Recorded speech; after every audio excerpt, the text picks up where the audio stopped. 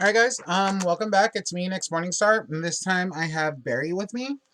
And because Barry decided he wanted to do the video, don't like Barry. And so today's video is on the topic of the 7 clair senses, and I am going to be going in a little bit more in detail on that as well. And one of the most popular, like clair words that have been used is clairvoyance. And clairvoyance is having the ability of sight. And, it's not just like, oh, sight, like I see the future, kind of sight. Sorry, I'm just kind of trying to angle myself out in the camera. All right, so I have to go to the left. Got it.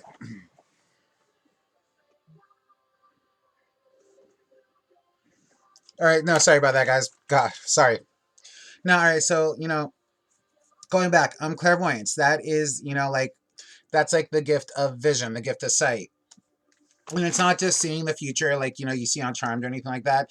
It's seeing beyond the physical. It's seeing into the spiritual realms, into the astral realms, into the ethereal realms.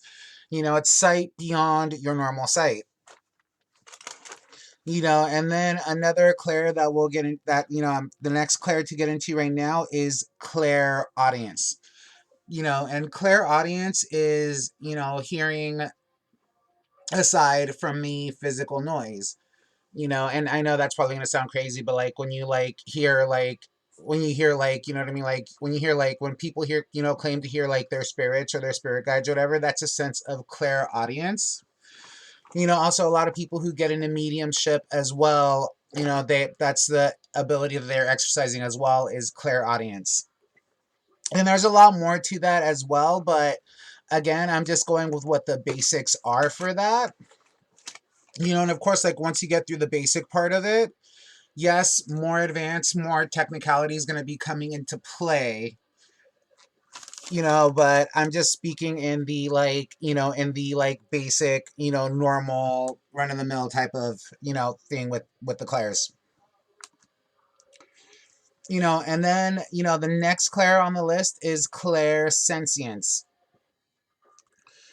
And clairsentience is pretty much like, okay, it's pretty much like when you know something without knowing something. It's just like you just feel like this is the thing that you know, and there's nothing that leads for you to know this. There's nothing that leads for you to understand this.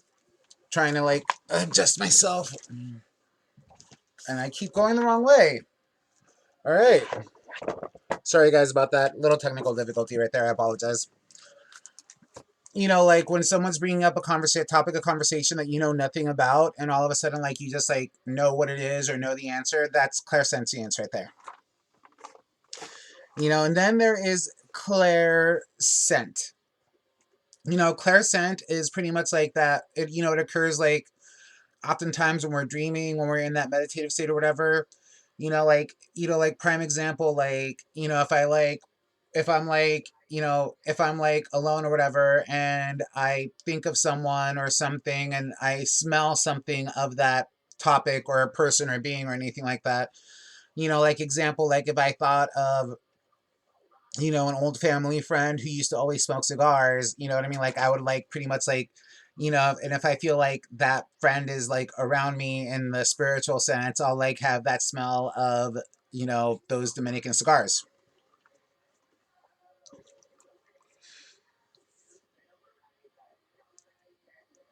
And then next is clairagency, and that one is basically feeling things through touch. Like example, this pencil right there, like, if I like use my clairagency, I could pretty much like, touch the pencil and pretty much like feel and see like everything that like, this pencil was used for, this pencil has done, this pencil has written down, this pencil has drew, blase, blase, blase, blah. What's the fact that it's my pencil? Pretty much like this pencil pretty much has taken a lot of notes and drew like a lot of scribbles and doodles and artwork things.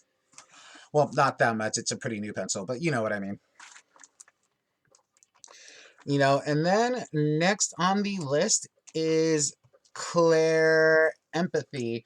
And clair empathy, you know what I mean, is pretty much like is empathing, it's being an empath, you know, but, and, you know, now that we're going into the whole empathy, empath topic of the conversation, one thing I want to say about the empath thing, yes, everybody can empath, but there's a difference to empathing and actually like having the empath ability.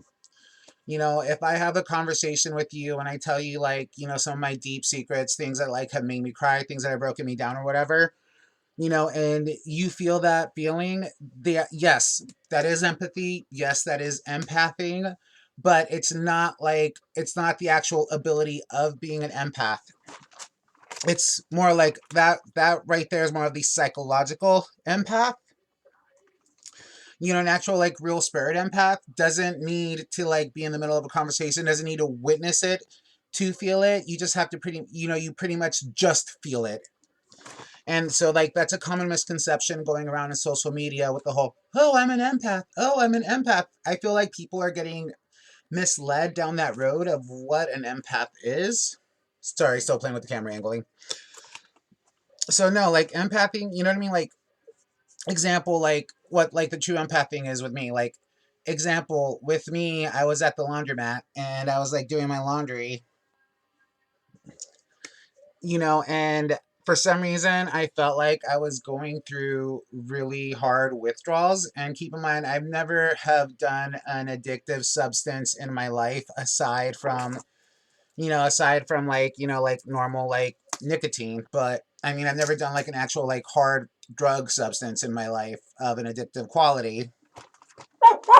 So, you know, I'm like feeling like the symptoms of withdrawals and I'm like, where's this coming from? And I look and I see like, you know, I see, you know, and I look behind me and I see that there's a lady behind me who pretty much was going through the same symptoms herself. And I'm like, okay, cool. It was me empathing, you know, and then the next one is, and then the next, like, you know, the next of the seventh natural ability, which isn't labeled as a clair, but it's like one of the seven natural abilities is channeling. And channeling isn't just mediumship of channeling a spirit or an entity. Channeling is also, you know, working Reiki and channeling out those energies to go for where you want them to go. That is also what another thing where channeling fits in as well.